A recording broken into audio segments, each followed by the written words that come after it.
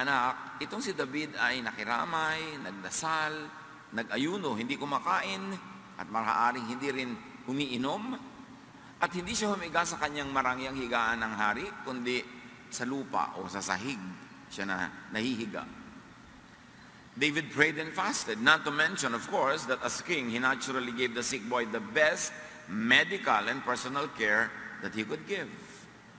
2 Samuel 12:17 sa pagpapatuloy.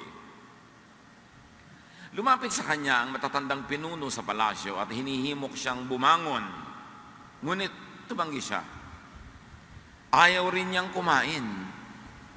Sapagkat ang batang may sakit ay hindi naman nakakakain, sapagkat ang batang may sakit ay hirap sa buhay at hirap sa kanyang nararamdaman, dinamayan niya. Hindi rin siya kumakain, tinanggal niya ang kanyang mga ginhawa. 2 Samuel 12:18-19. Pagkalipas ng 6 na araw, namatay ang bata.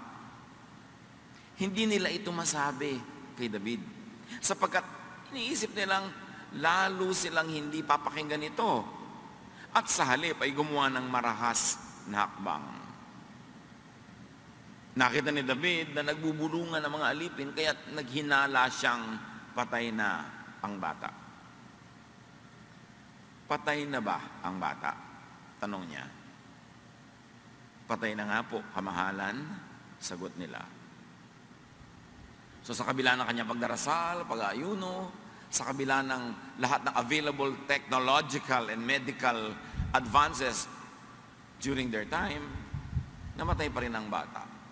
At isa sa mga pinakamahirap gawin pag may namatay, sabihan yung mga nagmamahal doon sa namatay.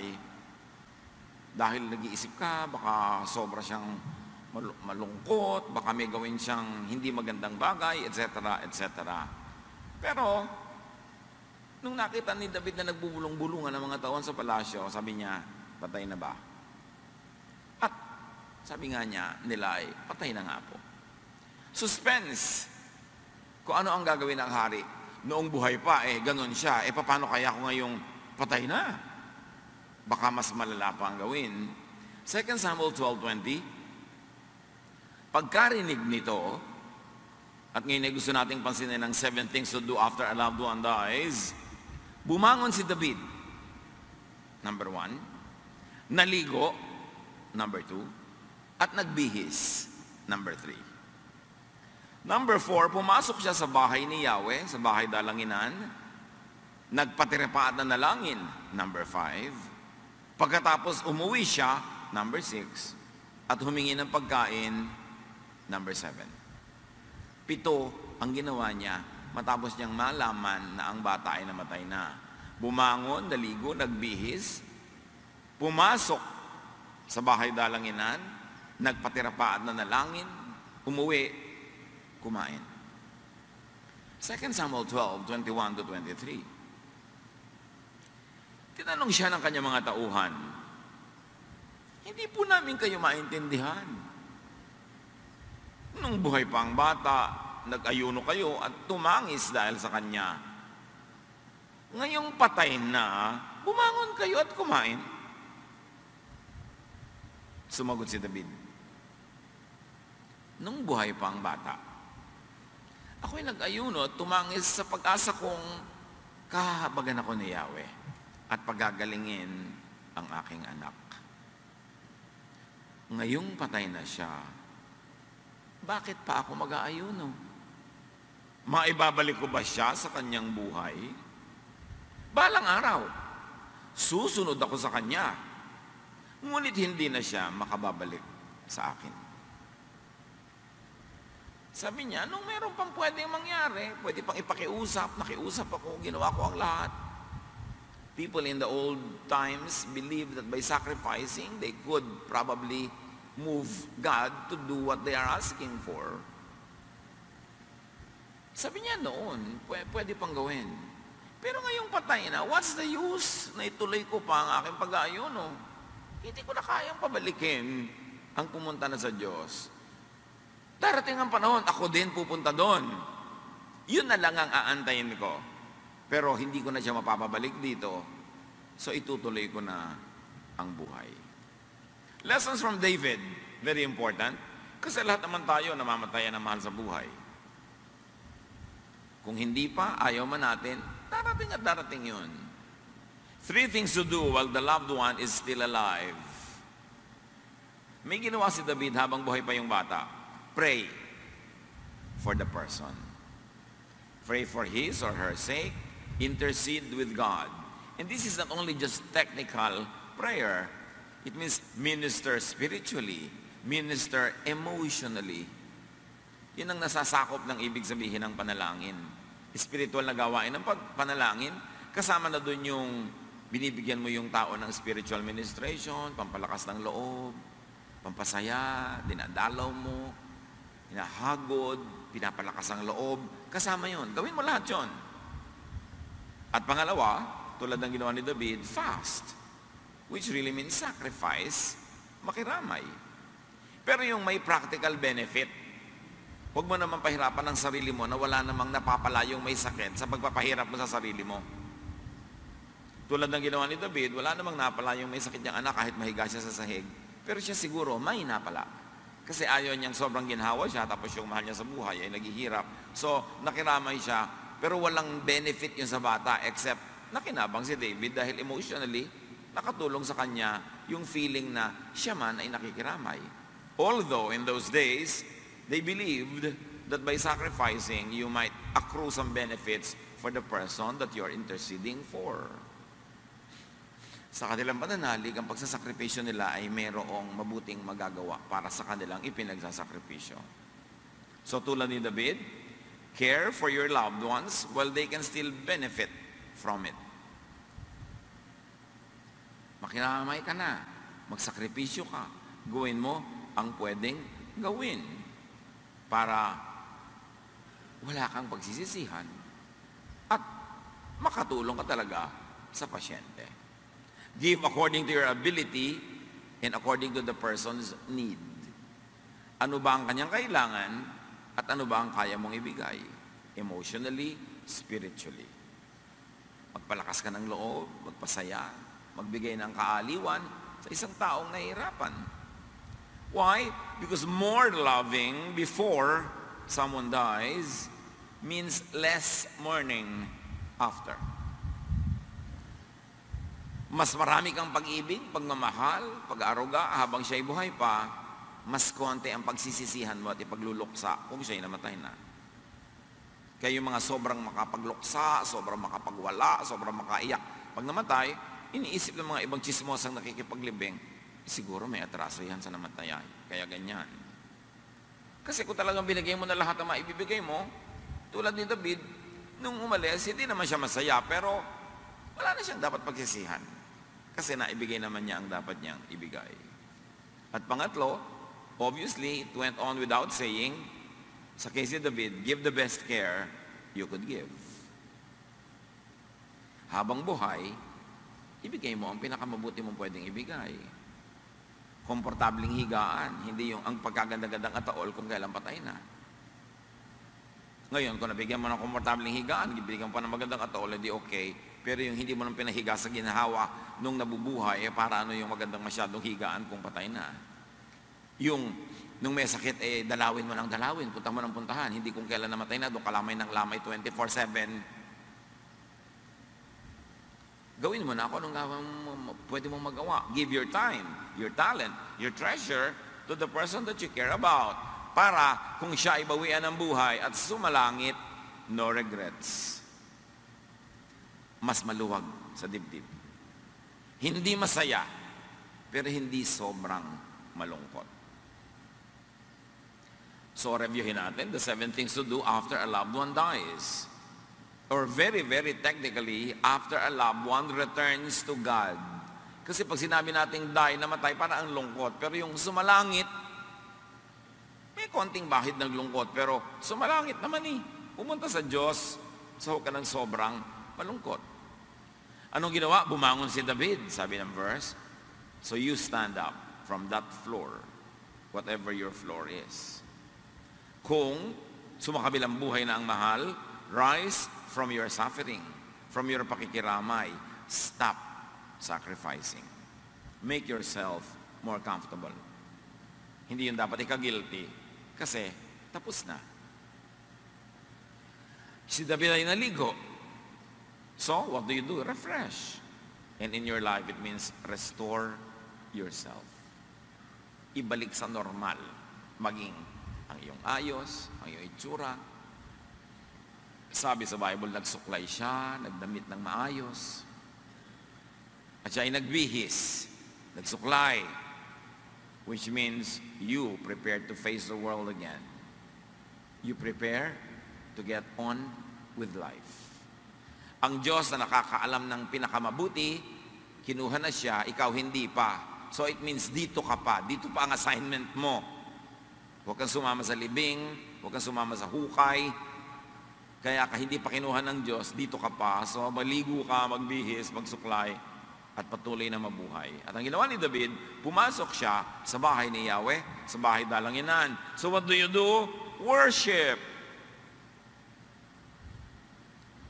Lalo na namatayan, sumakabilang buhay ang mahal sa buhay, lalo kang lumapit sa Diyos. Worship. Yung iba nagagalit pa sa Diyos eh. Meron nga akong classmate nung high school, nung namatay yung tatay niya, yung nanay niya sa libing, minura ang Diyos. Siyempre, nandilat lahat ng mga chismosang nakikipaglibing. At pinag-usapan siya ng pagkahaba-haba pagkatapos noon. Nawalan ka na nga ng mahal sa buhay, makikipagkagalit ka pa sa Diyos, edi sobrang lugi ka na niyan. Lalo kang lumapit sa Diyos kasi siya na lang ang pag-asa. Siya ang iyong pag-asa para gumaling ang sugat ng puso, para ka magkaroon ng kaaliwan at lakas ng loob. Affirm, strengthen your faith in God, in spite of. Si David, sa kabila ng dalangin niyang hindi dininig, nag-worship siya. In spite of you not receiving a yes answer. And affirm, strengthen your faith in God because of your loved ones passing. Because now, you need God more. So, huwag magdramang bukid, magpakatalino, lalo kang kumapit sa Diyos. Huwag magtampo. Diyos ang nagbigay, Diyos din ang babawi. Bakit ka nagmumroblema dyan? Ikaw ba nagbigay ng buhay doon sa mahal mo sa buhay? Hindi, Diyos. So, siya din ang babawi. Para namang ikaw ang nagbigay, para ka sumamaloob dyan. Diyos ang may bigay. The Lord gives, the Lord takes away. At sasabihin nga nung iba, bakit pa yung asawa ko ang nawala? Eh ano, asawa ng iba? Bakit yung tatay ko? Tatay ng iba, ang gusto mong kuhanin. Marami tayong mga tanong ko minsan. Bakit ngayon pa? Eh kailan? 300 years from now. Pagka tayo merong mahal sa buhay, tapos ang ganda-ganda ng samahan nyo, ang bait-bait niya. Tapos kinuha siya ng Panginoon, imbes magalit at nabawi, magpasalamat ka at nakahiram. Nakahiram ka ng asawa ng 30 years, 40 years, salamat. Yung iba nga, buong buhay, hindi nakahiram eh. Nabigyan ka ng anak, napahiram ka ng anak, nabawi, salamat, nakapahiram sa iyo.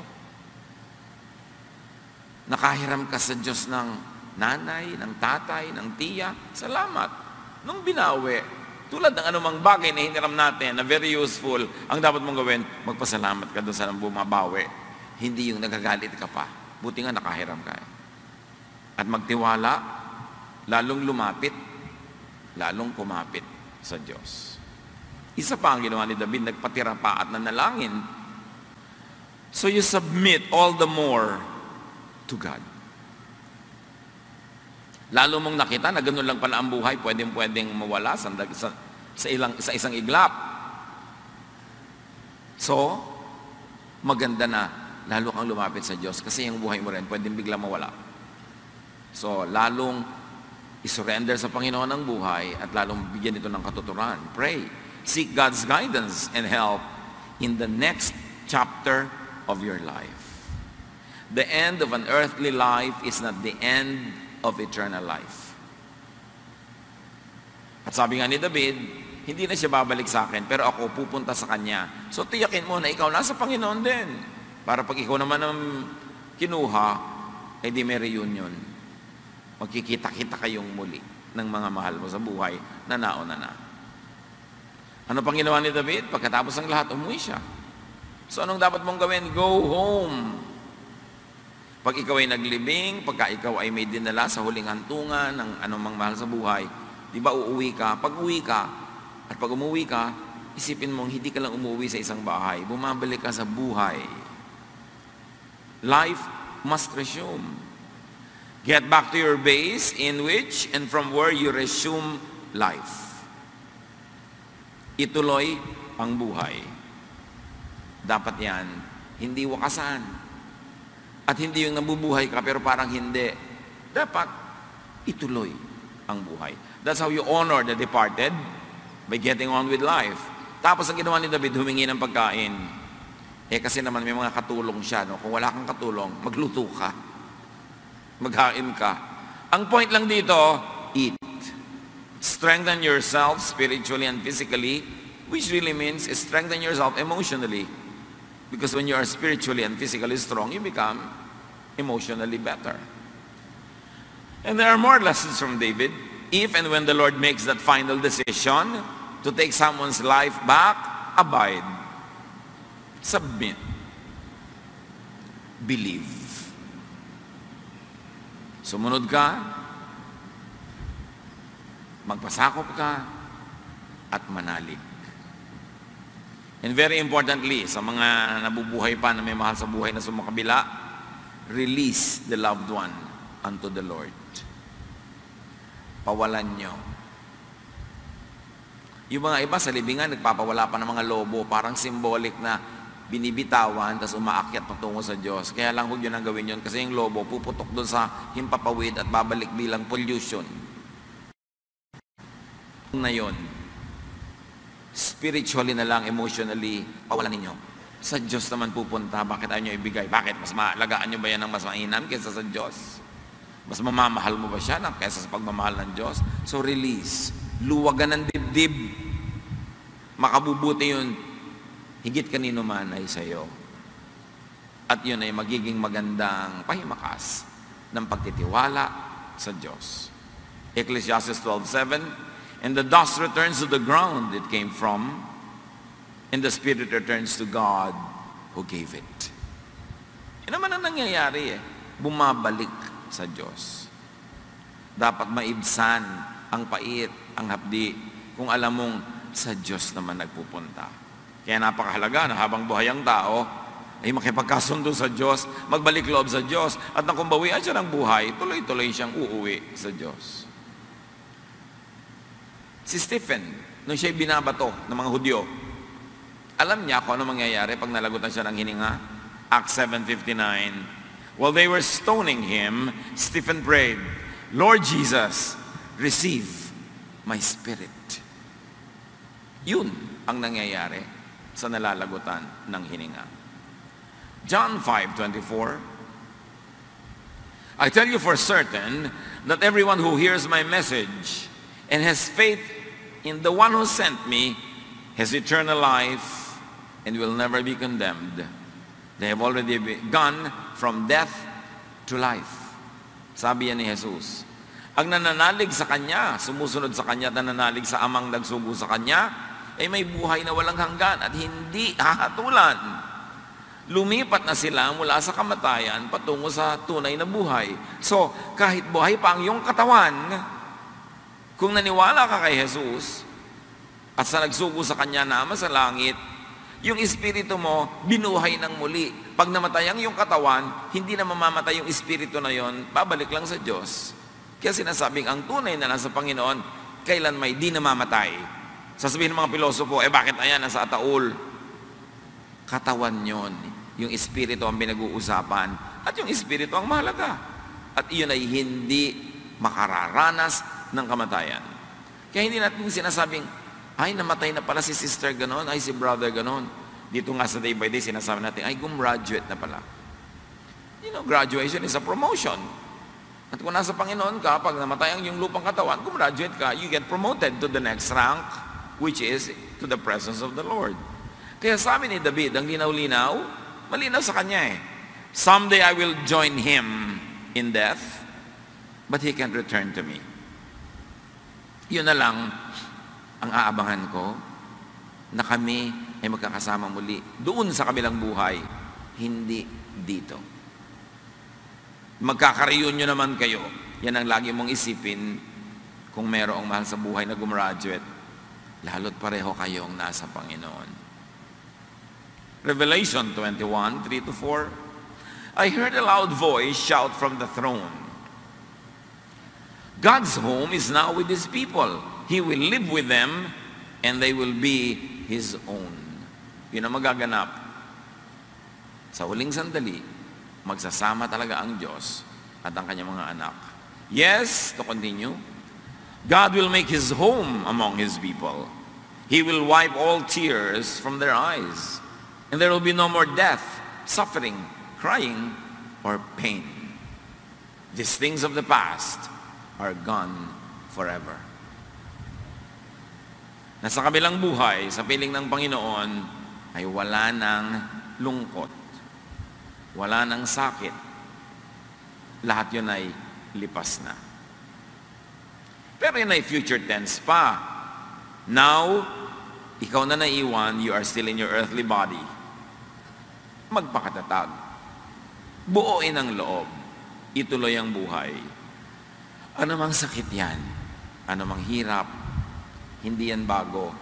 Lahat ng tao sa mundo, naranasan na yan, namamatayan. At kung hindi pa, ay mararanasan din. Bagamat mahirap, bagamat masakit, everyone survived it. So, should you. Walang bago sa mundo. At lahat ay naranasan na ng Panginoon. Even Mary, the mother of Jesus, experienced that. Namamatayan ng anak. And obviously, mamatayan ng asawa because Joseph obviously died before her. Alam nila ang nararanasan natin. Alam ni Jesus, alam ng Diyos. You must live the rest of your earthly life to the fullest. So be strong. May dahilan kung bakit buhay ka pa dito. Mayroon ka pang misyon. At kung hindi mo maintindihan yon, isipin mo na lang yung mas general na laging totoo, more people to love. Yan ang mission mo. Mga katulad mo na naiwan pa.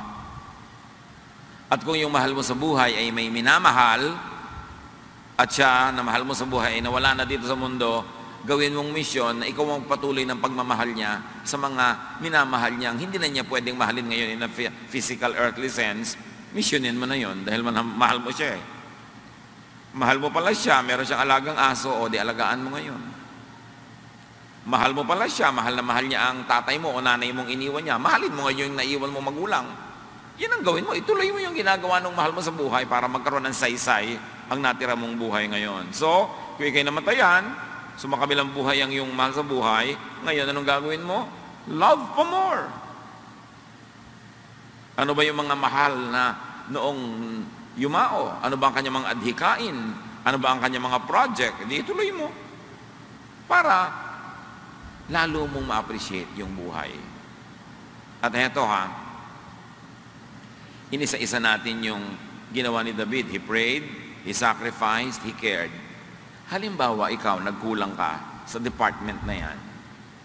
Yung hindi mo man lang namahal, namatay na. Hindi mo naman namahal ng husto, namatay na. Hindi mo alagaan. Ngayon mo lang na-realize. O meron kang atraso, meron kang pagkukulang. Ano ngayon mo gagawin mo na wala na siya? Bumawi ka sa mahal noong sumalangit. Hindi mo siya namahal ng husto, hindi mo siya naalagaan, pero may mahal pa siyang naiwan. O mahalin mo ngayon yung naiwan na yon. Doon ka bumawi. Makakabawi ka rin. At kung wala ng specific person o bagay na mahal siya na pwede mo ngayong ipagpatuloy ang pagmamahal in his or her behalf, magmahal ka ng iba. Because whatever you do to the least of the people around you, you do to God. And you do in honor of the person that you are grieving for. Napakasarap sana kung naibigay mo ang lahat, tapos sumakabilang buhay siya, di wala kang pagsisihan, kung minsan hindi mo nagagawa yon. Anong gagawin mo ngayon? Maggulok sa kabuong buhay? No. Ibigay mo ngayon yung pag-ibig na hindi mo na ibigay sa kanya sa ibang dapat ibigin, lalo sa mga mahal din naman niya. Bawi ka. May pag-asa. God is a God of second chances. Hindi yung lagi ka na lang walang chance at magluluksa ka buong buhay. And for now, while you are alive, inspired, and energized by the memory of your loved one, do more, love more. At kung hindi pa natin nararanasan itong mga kapatid, sana hindi mangyayari, pero tiyak na mangyayari. Lahat tayo uuwi at hahantong sa physical death. Meron tayong mga mahal sa buhay na may mauuna sa atin. Meron naman kumisan, tayo yung nauuna. Prepare yourself for that. Think of David. Think of what he did. So that when it does happen, you will have very little or no regrets at all. And for the sake of your other loved ones, nakasama mo pa, ayusin mo ang iyong buhay. May mga pananagutan ka pa, may mga mission ka pa, meron ka pa mga dapat gawin. And empowered by the Spirit of God, it's very important to move on. God knows. Huwag nating madaliin. Sabi, to live is Christ, to die is gain. Yes, to die is gain for believers in the Lord. Meanwhile, hindi ka pa dead, to live is Christ. Do the work of Christ. Do the work of Jesus and keep on living. At pagka-assignment mo'y dumating na para tawagin ka ng Panginoon, it will come on time. But you don't have to rush it. Hindi kailangang i-fast forward, hindi kailangang madaliin. Natural lang lumungkot.